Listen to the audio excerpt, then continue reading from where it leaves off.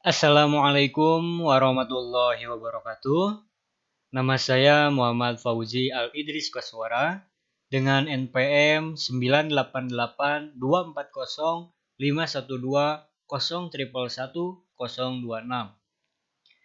Di sini saya akan menjelaskan sebuah ringkasan atau intisari dari sebuah film yang berjudul The Pursuit of Happiness.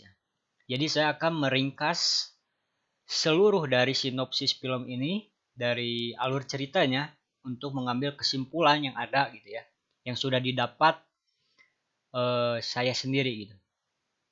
Nah, ini adalah tugas dari mata kuliah entrepreneurship.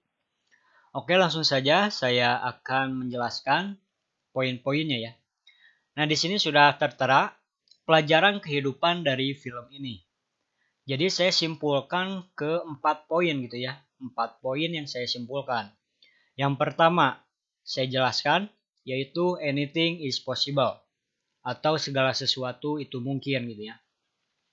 Nah, yang dimaksud dengan poin 1 ini, jadi gini ya, misalkan saya punya pertanyaan atau ditanyai seperti ini ya.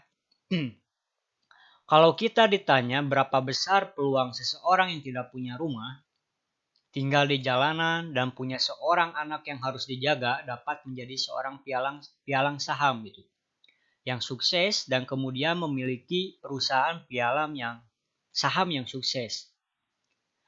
Kita kan akan secara jujur akan bilang peluangnya nol gitu ya, atau tidak ada.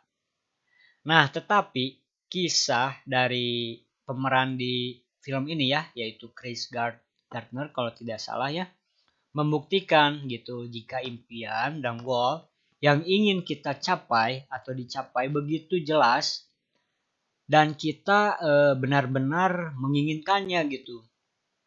Jadi kesulitan dan tantangan apapun bisa diatasi. Itu kesimpulan dari poin pertama.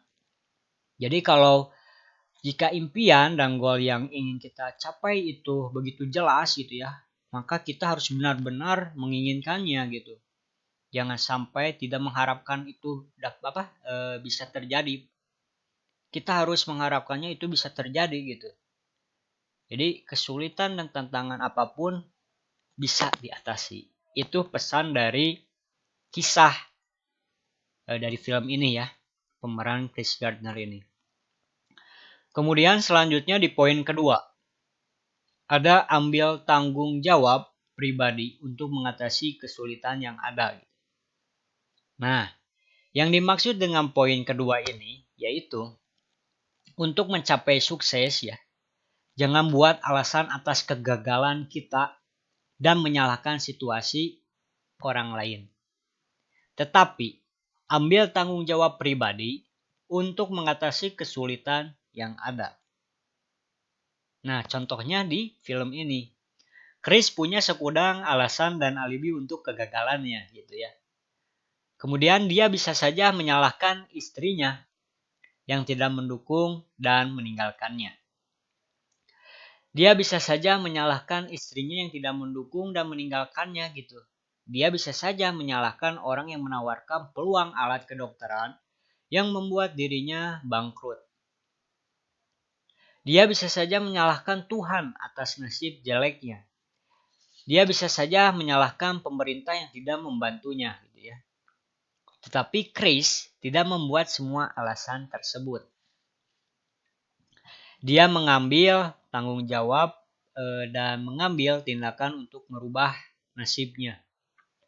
Banyak orang hanya berkeluh kesah dengan situasi yang ada, gitu ya. Tetapi seorang pemenang akan ambil tindakan untuk merubah situasi yang ada.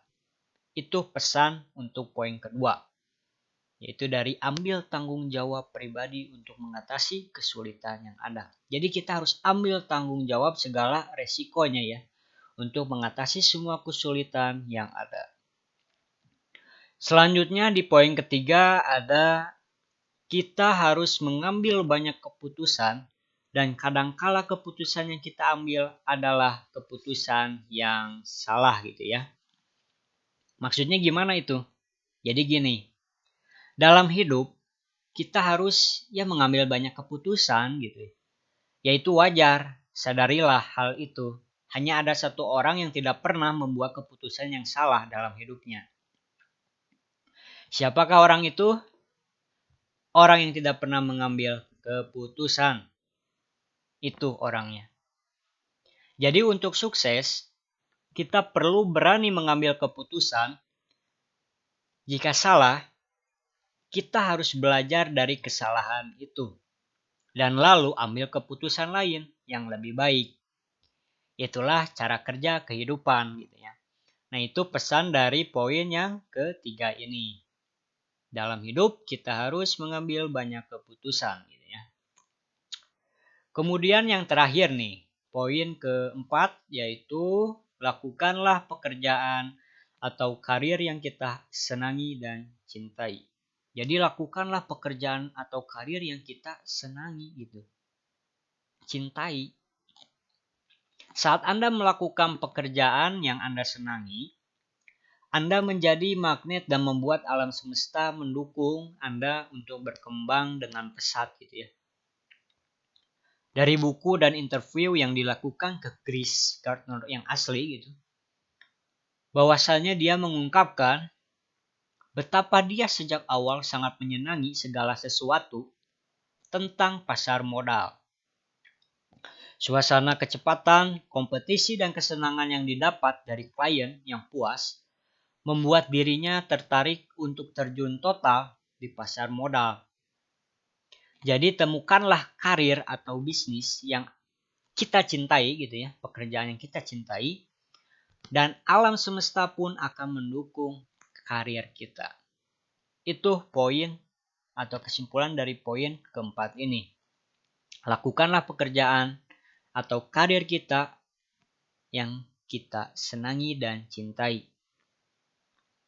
Dan alam semesta pun akan mendukung kita dan menjadikan kita ke jalan yang sukses. Itu kesimpulan dari poin keempat ya. Nah, mungkin itu saja ya yang bisa saya sampaikan dari keempat poin ringkasan dari film The Pursuit of apalagi filmnya The Pursuit of Happiness. Mungkin itu saja yang bisa saya sampaikan. Bila ada kesalahan ataupun ada kekurangan kata dalam hal pengucapan, mohon dimaafkan. Wabillahi taufiq wal hidayah. Wassalamualaikum warahmatullahi wabarakatuh.